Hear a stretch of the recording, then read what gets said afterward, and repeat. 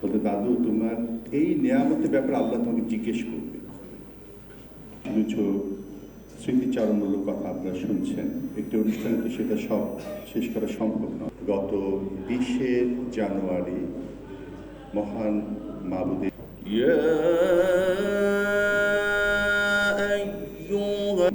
অনুগ্রহ বর্ষিত হবে, তার রহমত তাদেরকে তোমার নামে যদি গান গাওয়া হয়।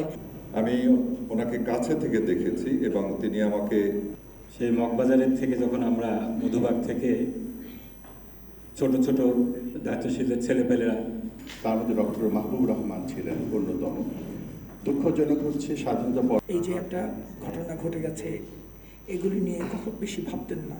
আমরা আমাদের মহরম আত্মীয়দের মধ্যে থেকে টার্গেট নিয়ে আমাকে প্রফেসর সাহেব বলতেন যে আমরা ডুয়েল করবো। জি আসে।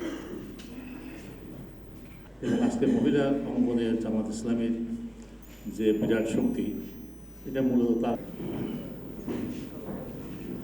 আমি 19 তারিখ সম্ভবত ওনার বাসায় গেলাম, যেখানে আমার 86 নম্বর আয়াতে আল্লাহ বলেছেন, আউযু বিল্লাহি মিনাশ শাইতানির রাজীম, ওয়া ইযা হুয়িতুম বিতাহিয়্যাতিন ফাহাইয়ু বিআহসানা মিনহা আও রুদ্দুহা।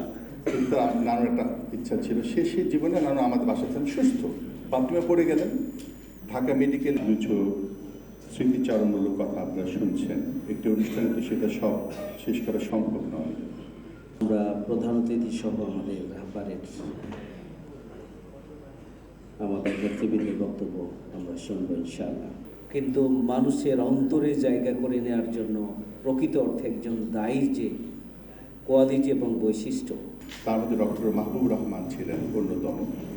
দুঃখজনক হচ্ছে স্বাধীনতা পর ডাক্তারদের একটা অ্যাজাম্পশন, তার শেষ সময় সম্পর্কে একটা আইডিয়া আমাদেরকে দিয়েছে।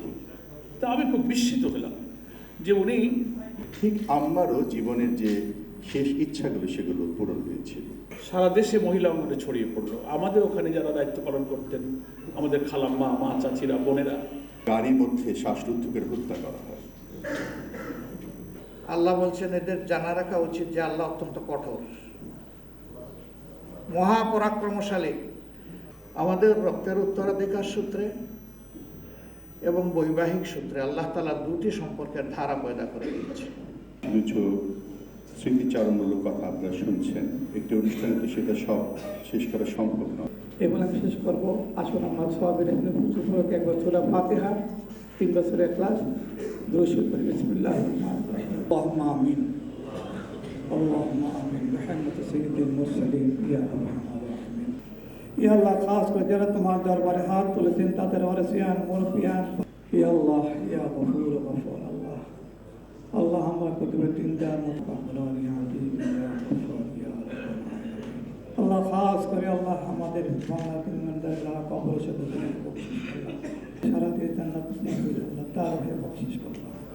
আমার মামি, আপনজন, আত্মীয়স্বজন, বাপ মাতা ইমানদার যারা কবর সাথে তাদের হয়ে বকশিশ করলাম। আল্লাহ তোমার কাছে ফরিয়াদ, গুনাহগার করে তুমি কবর। আল্লাহ তোমার কাছে ফরিয়াদ, আল্লাহ দুনিয়াতে আমরা মাসুম হয়ে জন্মগ্রহণ করেছি, মা পেট থেকে আল্লাহ নিষ্পাপ হয়ে জন্মগ্রহণ করেছি। আল্লাহ আসসালামু আলাইকুম।